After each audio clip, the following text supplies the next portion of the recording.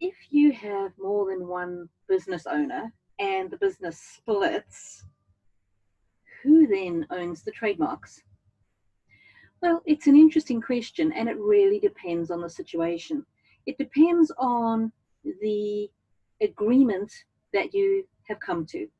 So, if you have from the very beginning created an exit agreement, which is what I recommend, the exit agreement would explain and state exactly what's going to happen to not only the trademarks, but all property in the business. So that might include other intellectual property, it might include goodwill, it might include customer lists, all that type of thing. The other thing is that if you are in a company or a partnership and you've got a partnership agreement or a shareholders agreement, that agreement might also set out what happens to the assets should the business owners split.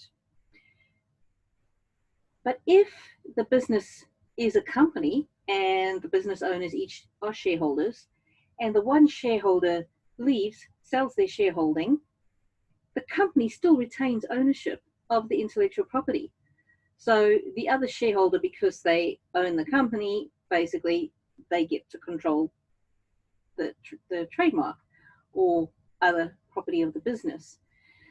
You can change those agreements. So when it gets to a position where the company is now, well, you're no longer going to be in the business, you can at that stage agree what's going to happen with the trademarks and other assets, except of course, if the company is being wound up, if it's going into insolvency, then the assets need to be sold to pay for the debts of the company.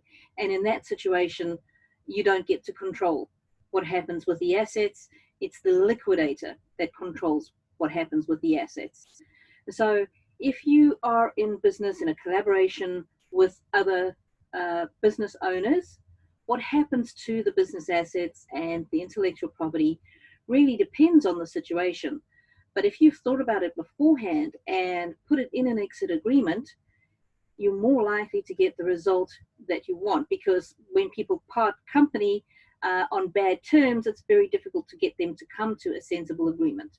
But of course, if the company owns the assets and the company's going bankrupt, the liquidator will decide what happens to all of the assets, and you may get an opportunity to purchase the trademark back from the company, from the liquidator, if they are able to make that offer to you, and depending on what price they want and whether an agreement can be made.